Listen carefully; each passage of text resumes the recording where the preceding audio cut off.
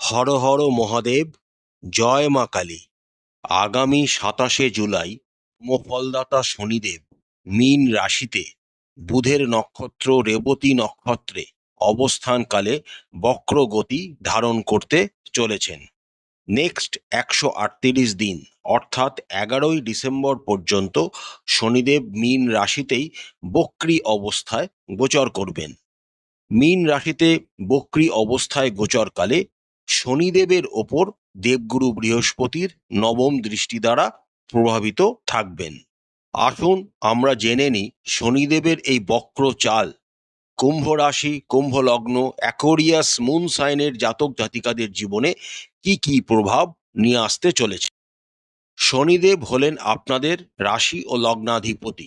তিনি বক্রী হচ্ছেন আপনাদের দ্বিতীয় ভাব মীন রাশিতে। বক্রী অবস্থায় গোচরকালে শনিদেব তার তৃতীয় দৃষ্টি দ্বারা আপনাদের চতুর্থ ভাবকে, সপ্তম দৃষ্টি দ্বারা আপনাদের অষ্টম ভাবকে এবং দশম দৃষ্টি দ্বারা আপনাদের একাদশ ভাবকে প্রভাবিত করতে চলেছেন। শনিদেবের তৃতীয় দৃষ্টি চতুর্থ ভাবে থাকার জন্য আপনাদের যারা সম্পত্তি ক্রয় করতে চাইছেন তাদের কিন্তু ইনিশিয়ালি একটু বাধার সম্মুখীন হতে হবে। 9 অক্টোবর থেকে শনিদেব যখন তার নিজের নক্ষত্র উত্তর ভাদ্রপদ নক্ষত্রে গোচর করে যাবেন, তখন থেকে আপনাদের সম্পত্তি কেনার বা সম্পত্তি নিজেদের করার মতো পরিস্থিতি তৈরি হবে এবং তখন আপনারা ভালো কোনো অপরচুনিটি সম্পত্তি ক্রয়ের ক্ষেত্রে কিন্তু পেতে পারেন। তবে পুরনো কোনো বাড়ি কেনার ক্ষেত্রে আপনারা বেশি সহায়তা পাবেন শনিদেবের কাছ থেকে। সাংসারিক জীবন মোটামুটি আপনাদের শুভ, তাও মাঝে মাঝে আপনাদের সাংসারিক জীবন থেকে আপনারা মাঝে মাঝে ডিট্যাচ হয়ে যেতে পারেন। যেহেতু শনি একাকিত্বের কারক গ্রহ, তাই মাঝে মাঝে আপনারা একটু নিজেকে সরিয়ে নিতেও চাইবেন এই সময়কালে।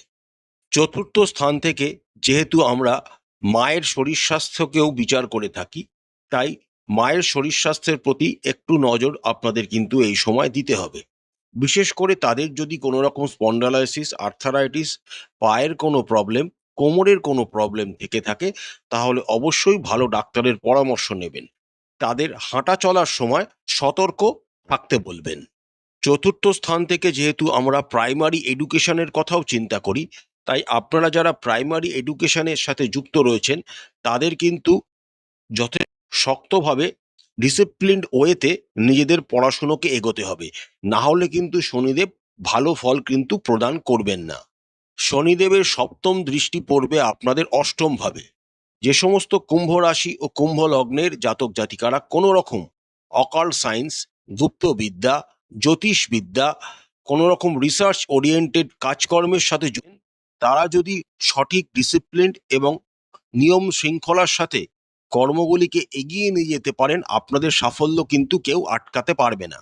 তবে ইনিশিয়াল ফেজ অর্থাৎ 8 অক্টোবর পর্যন্ত আপনাদের কিন্তু বিভিন্ন ক্ষেত্রে, বিশেষ করে যারা এই সমস্ত ক্ষেত্রে যুক্ত রয়েছেন তাদের স্ট্রাগল করতে হবে। স্ট্রাগল করার পর 9 অক্টোবর থেকে শনি যখন তার নিজের নক্ষত্র উত্তর ভাদ্রপদ নক্ষত্রে গোচর করে যাবেন, তখন থেকে আপনারা আবার এই সমস্ত ক্ষেত্রে যারা যুক্ত রয়েছেন তারা উঠতে পারবেন। কোনো দুরারোগ্য ব্যাধি থেকে আপনারা 9 অক্টোবরের পর কিন্তু পরিত্রাণ পাওয়ার একটা সম্ভাবনা দেখা যাচ্ছে। তবে যারা বিবাহিত রয়েছেন তাদের শ্বশুরবাড়ির তরফ থেকে কিন্তু ছোটখাটো কিছু ঝামেলা অশান্তির সম্মুখীন এই সময় হতে হবে, সেটা আপনাদের খেয়াল রাখতে হবে। 9 অক্টোবরের পর এই শ্বশুরবাড়ির তরফ থেকে চলে আসা এইসব ঝামেলাগুলি থেকে আপনারা মুক্তি তো পাবেনই, তার সাথে শ্বশুরবাড়ির তরফ থেকে কোনো রকম অর্থনৈতিক সুবিধা বা সম্পত্তি পাওয়ার সম্ভাবনাও একটা প্রবলভাবে দেখা যাচ্ছে। অ্যানসেস্ট্রাল প্রপার্টি যদি আপনাদের থেকে থাকে সেখান থেকেও আপনারা লাভবান হতে পারেন, কারণ আপনাদের অষ্টমভাবে তার সপ্তম দৃষ্টি প্রদান করছে। আপনাদের অ্যানসেস্ট্রাল প্রপার্টি থেকেও লাভবান করার জন্য তিনি আপনাদের সহায়তা করবেন।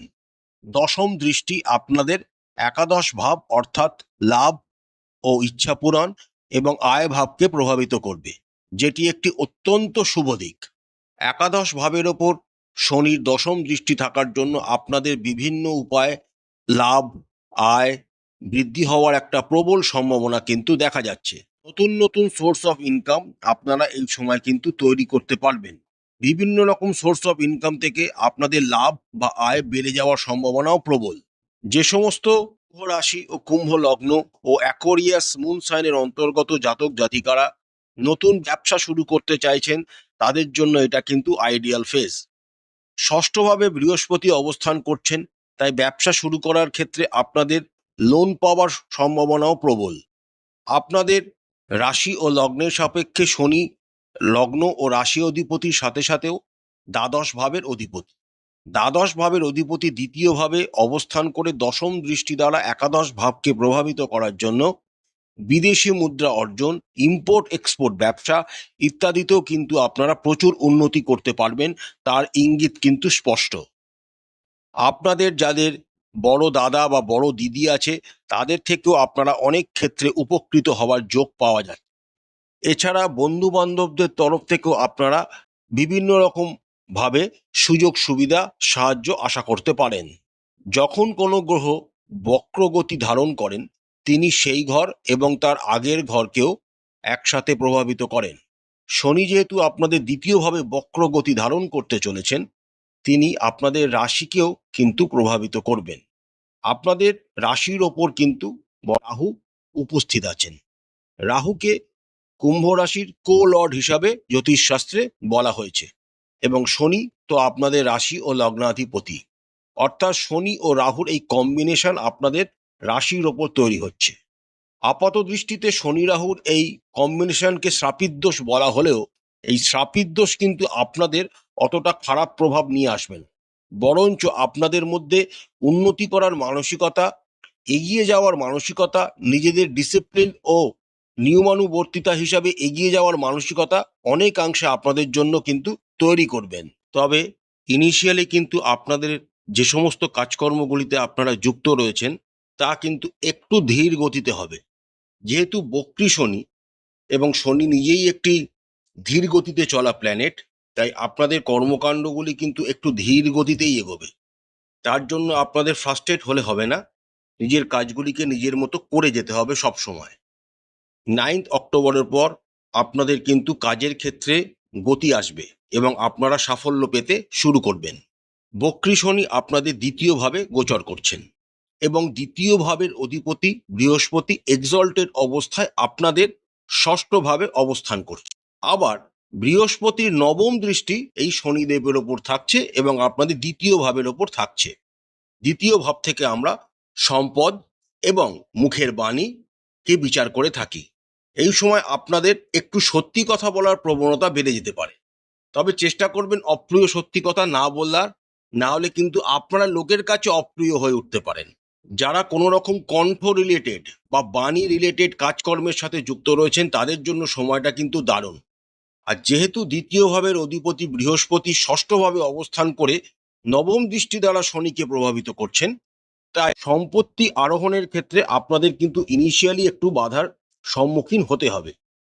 যেহেতু ষষ্ঠ ভাব প্রতিযোগিতাকে ডিনোট করে, তাই আপনারা কিন্তু এই সময় প্রতিযোগিতামূলক মানসিকতা বজায় রাখলে আপনারা কিন্তু সম্পত্তি অর্জন করতে পারবেন এবং সম্পত্তি ক্রয়ের ক্ষেত্রে আপনারা কিন্তু লোনও পেয়ে যাবেন।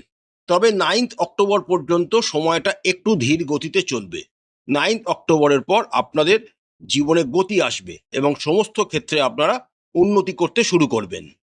কুম্ভ রাশিতে অবস্থিত 3টি নক্ষত্র হলো ধনিষ্ঠা নক্ষত্র, শতভিষা নক্ষত্র এবং পূর্ব ভাদ্রপদ নক্ষত্র। যে সমস্ত জাতক জাতিকারা নিষ্ঠা অর্থাৎ মঙ্গলের নক্ষত্রে জন্মগ্রহণ করেছেন, তাদের জন্য সময়টা কিন্তু যথেষ্ট অনুকূল। তবে মাঝে মাঝে কিন্তু কিছু বাধারও সম্মুখীন আপনাদের হতে হবে, তাই সেরকম করে এগোবেন। বাধা পেয়ে গেলেই বসে থাকবেন না, বাধাকে অতিক্রম করে যেই আপনারা এগিয়ে যাবেন, উন্নতি করতে পারবেন। যে সমস্ত জাতক জাতিকারা শতভিষা অর্থাৎ রাহুর নক্ষত্রে জন্মগ্রহণ করেছেন, তাদের জীবনে সুযোগ কিন্তু অনেক আসবে, কিন্তু সেই সুযোগগুলিকে সঠিকভাবে ব্যবহার করতে গেলে আপনাদের পরিশ্রম করতে হবে, কর্ম করতে হবে। বসে থাকলেই কিন্তু আপনারা এই অপরচুনিটিগুলিকে অ্যাভেল করতে পারবেন না। তাই সেরকম করে প্ল্যান করে এগোবেন, অপরচুনিটিগুলিকে গ্র্যাব করার চেষ্টা করুন। যে সমস্ত জাতক পূর্ব ভাদ্রপদ নক্ষত্র অর্থাৎ দেবগুরু বৃহস্পতির নক্ষত্রে জন্মগ্রহণ করেছেন তাদের জন্য সময়টা বিশেষ শুভ। কোনো সম্পত্তি, কোনো রকম ল্যান্ড রিলেটেড প্রপার্টি এই সময় আপনারা ক্রয় করতে পারেন বা ক্রয় করার সুযোগ আপনাদের জীবনে চলে আসতে পারে। তার সাথে আপনাদের সোর্স অফ ইনকাম, সঞ্চয় করার ক্ষমতা সে বৃদ্ধি পেতে চলেছে। 9 অক্টোবরের পর সময়টা আপনাদের জন্য বিশেষ ফলপ্রসূ হবে অর্থনৈতিক ও সম্পদের দিক থেকে। তবে কুম্ভ রাশির জাতক জাতিকাদের স্বাস্থ্যের দিক থেকে এবং নিজ সম্পর্কীয় কোনো অবস্থার দিক থেকে একটু সাবধানতা অবলম্বন করতে হবে। প্রতিকার স্বরূপ আপনারা শনিদেবের বীজ মন্ত্র সন্ধ্যাবেলা পশ্চিম দিকে মুখ করে 108 বার করে জপ করবেন এবং চেষ্টা করবেন শনির বীজ মন্ত্র পাঠ করার সময় নীল বা ব্লু কালারের কোনো রকম বস্ত্র পরিধান করতে। তার সাথে আপনারা প্রতিদিন সুন্দর কাণ্ড পাঠ করবেন, এতে আপনাদের অনেক উপকার হবে। আশা করছি আজকের ভিডিওটি আপনাদের খুব ভালো লেগেছে। মা কালী আপনাদের মঙ্গল করুন, আপনাদের সমস্ত মনের ইচ্ছা ও মনস্কামনা মা কালী পূরণ করুন। আমাদের চ্যানেলের কন্টেন্ট যদি ভালো লাগে তাহলে অবশ্যই চ্যানেলটিকে লাইক করবেন, শেয়ার করবেন, সাবস্ক্রাইব করে আমাদের চ্যানেলটির পাশে থাকবেন। হর হর মহাদেব, জয় মা কালী, নমস্কার।